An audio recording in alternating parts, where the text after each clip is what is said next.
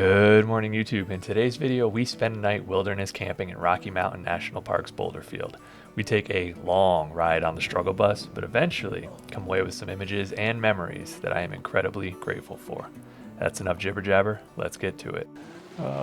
It is just incredible. This is what I wanted, though.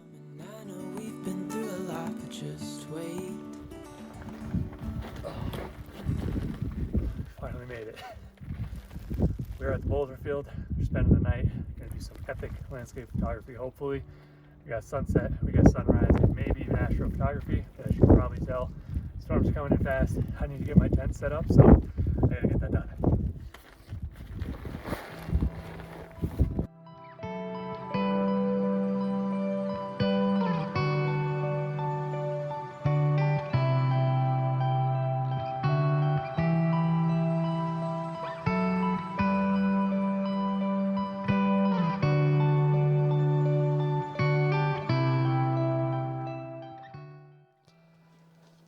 Okay, well, I finally got my tent set up. I'm a little bit embarrassed about how long it took. It was terrible.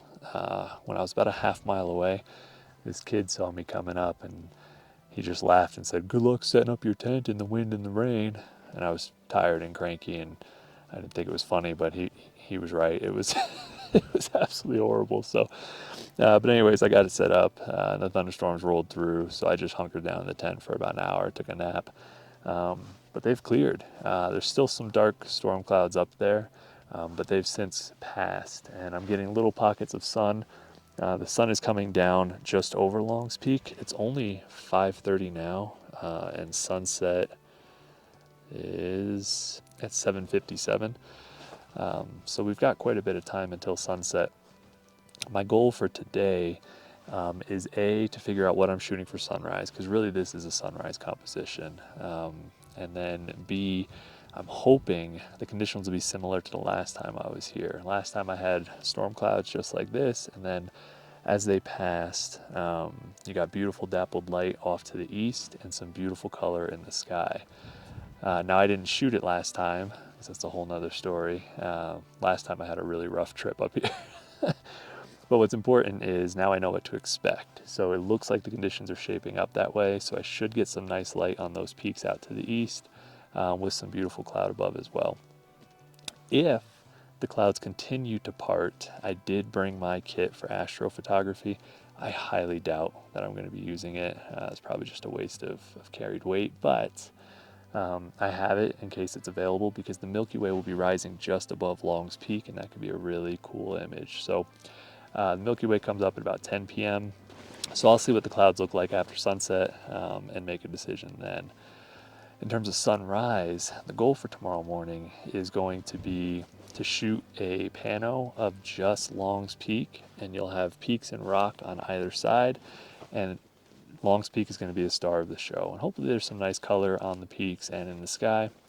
The last time I shot this location, I had Long's Peak off to the right of the image, and I shot towards the east, and we had beautiful color in the sky, and I had Chasm Lake down below, and I feel like the image is balanced, and I really like it, but Long's Peak to me doesn't command enough attention in that image. So of course I'll put it on the screen, you can let me know your thoughts, but my goal for this time and this attempt is really to focus more on Long's Peak, because it's probably one of, if not the most iconic peak in Colorado, so I want to make sure that I have the image that really showcases that specific peak. So that's the plan for sunrise.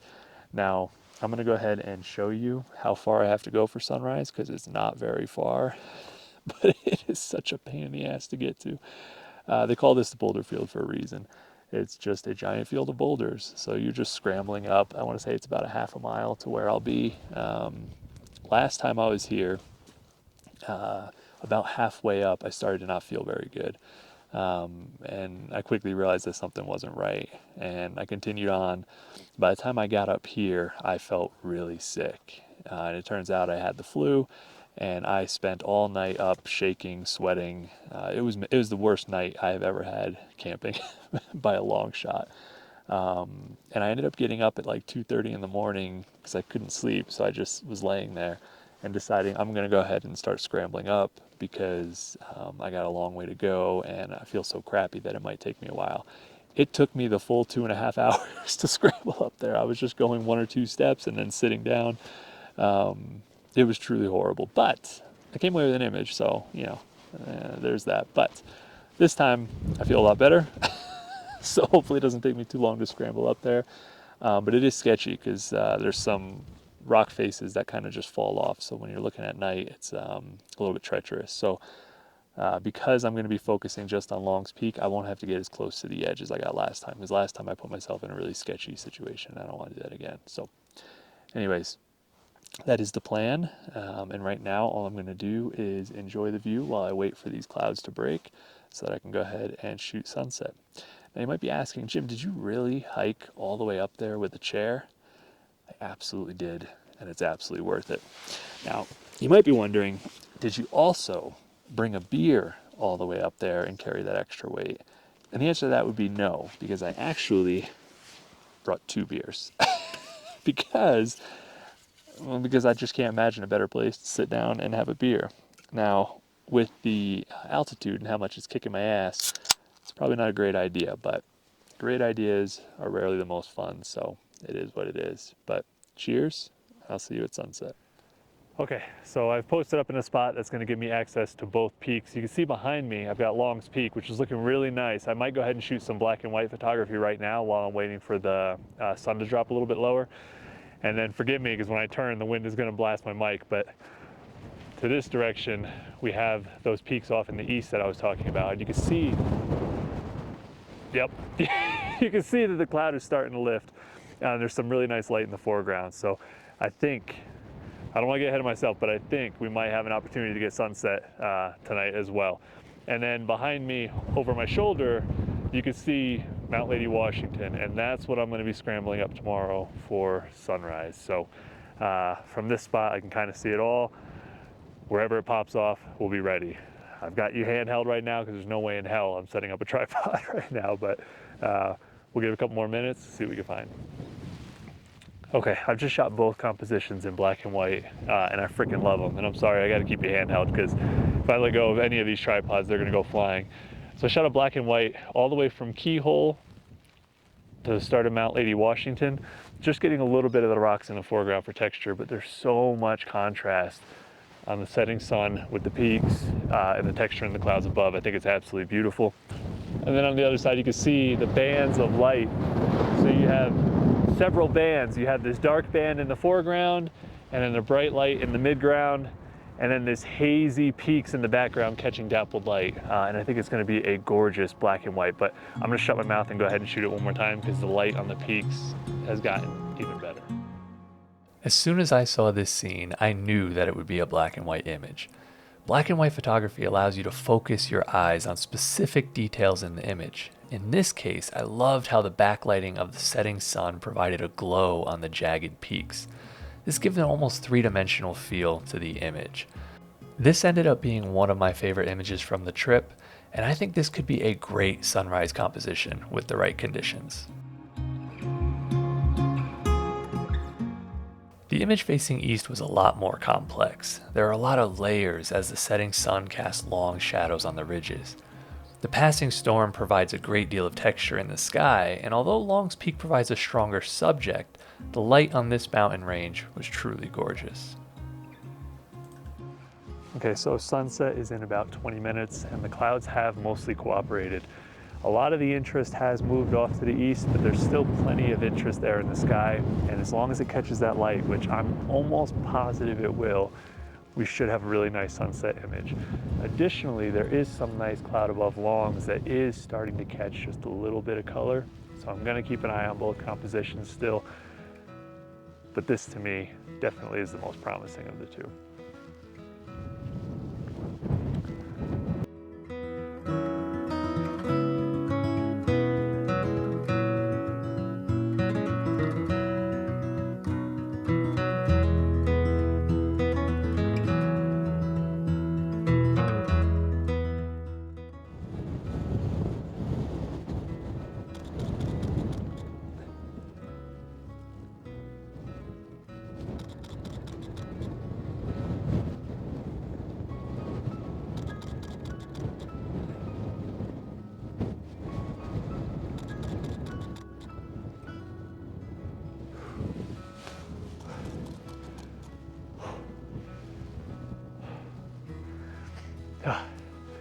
There are times in photography where even if the conditions look nice, it's just not fun.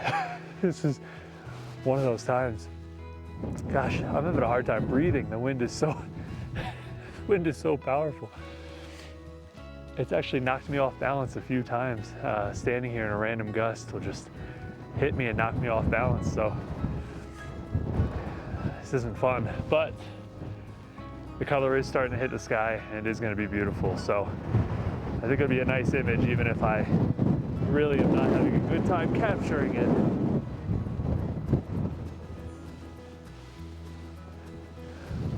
So sunset will be in 6 minutes.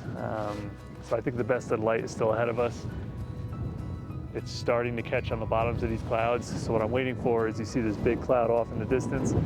I'm waiting for the color to catch the entire bottom of that cloud. And then I think that'll be the peak for the light, because I don't want it to get so dark that I lose the texture in the peaks. But until there's that band of color in the sky, I don't think the image will work.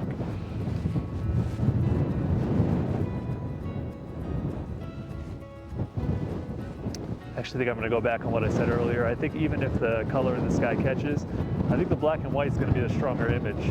The light was a lot more dynamic, and I think the scene was much more interesting. So we'll see, but I think the best image is the one we captured earlier.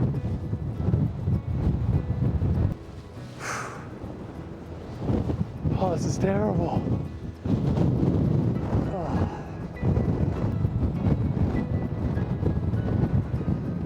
All right, I'm giving it 5 more minutes, and then I'm getting the hell out of here.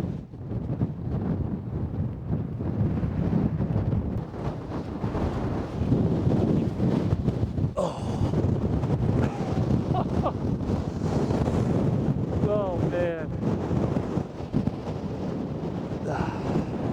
I'm just gonna zoom in 200 millimeter, focus in on just those clouds, and then I gotta get out of here before one of these 2 cameras topples over.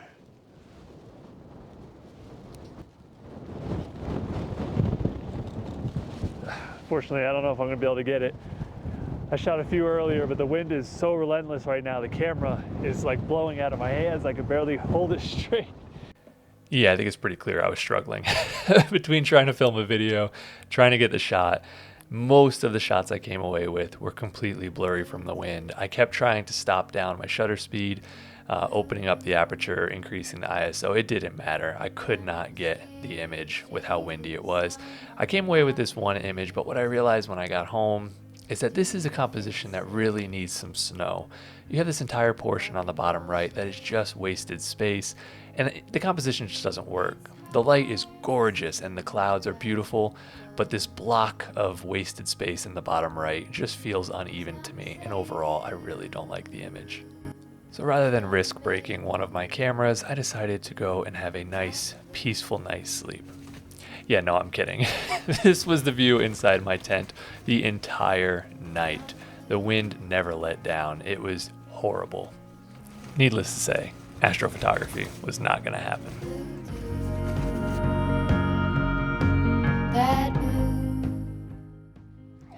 Good morning, YouTube. After what was an absolutely hellish night, I'm set up for my composition here. It's incredible because the skies eastward are exactly the same as last time I was here. It took everything in me not to reshoot that, but I've already got it. So I'm sticking with this shot here.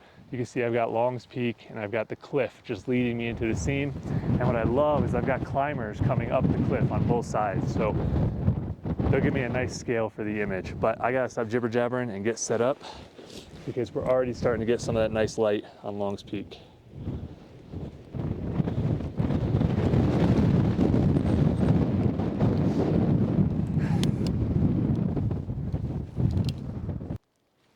So now when I do panos, I don't like to do anything under 35 millimeters, but because of how big the peak is, I can't get it in frame in less than 24 millimeters. So it's gonna be a 4-frame pano at 24 millimeters, and I am using my nodal slide, so I shouldn't have any issues, but it's not ideal. So I specifically set up for this composition because I can see down the cliff, and there are climbers at the base of the peak climbing up, and they're climbing up the face of Long's Peak. And that blows my mind. I truly don't understand how anybody could do that, or why anybody would want to do that. I'll just stay up here where it's nice and safe. Now, the usual way to shoot this image, and what I've seen most people do, is to get up on top of Mount Lady Washington. And that does give a nice perspective because you get an even longer leading line into the scene, and you get both sides of the rock face, which is really beautiful. The reason I decided to come down here is A, there's no way in hell I was making it up to the top of Mount Lady Washington.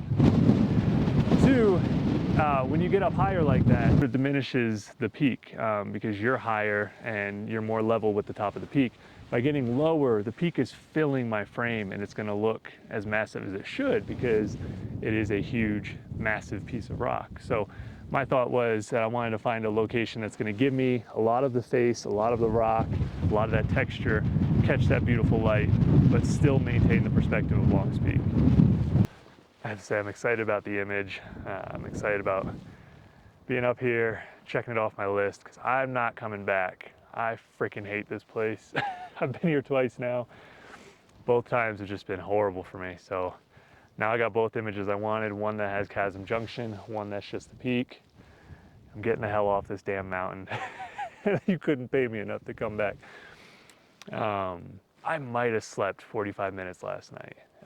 It was just waiting, just looking at my watch. I swear to you, one time I looked at my watch and it went backwards. It went from 11:05 to 11:04, and like 45 minutes should have passed at that time. So you can't judge me for anything I say or do today because I am barely functioning. But sometimes that's what it takes. You want to get shots like this, you got to put in the work. You got to risk it for the biscuit.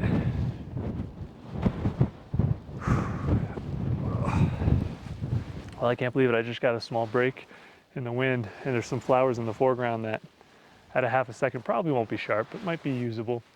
There's some small tufts of cloud that are kind of swirling, and I'm hoping they'll land just above the peak as that light hits, but it really doesn't need it. You can see we're already starting to get that beautiful purple. Let me make sure this is exposed correctly.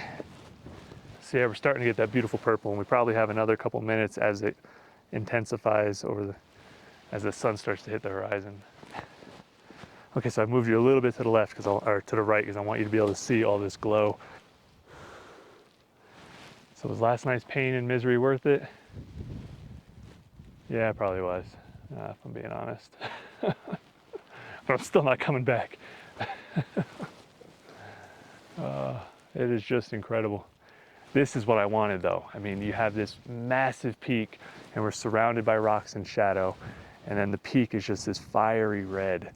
Now, people who have never been here at this time of day always think that this color is fake. And I understand that because if you haven't seen it, the peaks never look like this unless you get that beautiful alpine glow. And you don't always get it. It's very rare to have this deep of a color on the peaks. It's just incredible.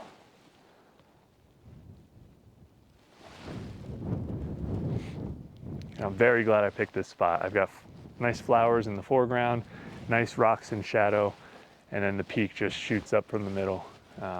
It's perfect. If the wind would stop, it would be perfect, but it's close. Just amazing. Yeah, it's a beautiful image. I'm really, really happy. I'm gonna keep shooting just because I'm here and because it's so beautiful. And I keep hoping that I'm gonna get attack sharp flowers. But I think this is the best of the light. So it's about 4 or 5 images, left to right, f11, quarter of a second ISO 100. And I'm actually gonna bring you up here now because I think I'm done shooting. And I wanna make sure you can see the whole scene. So the images start from the left of that jagged peak there, and it comes all the way to the right, just to the edge of Keyhole, and then down in front, that's where those climbers are. And then we have these nice greens and flowers in the foreground. So I think it's gonna be a really beautiful image. I'll put it on the screen now. Okay, I know I made it clear, this is not my favorite location. It's given me 2 of the worst nights of sleep that I've ever had. However, it's also given me two sets of memories that I'll never forget. When I look at this image now, I forget about the infuriating wind or the lack of sleep. What I remember is standing before this incredible peak, watching the tiny dots of headlamps march their way to its summit. I remember the warmth of the glow radiating off of Long's Peak as it caught first light, and most of all, I remember the feeling of being so grateful that I had the opportunity to be there, experiencing this incredible scene. And now I'm happy to share it with you, and I hope you enjoy it as much as I did. That's all I have for you this week. I hope you have a fantastic weekend. Now get out there and make some images.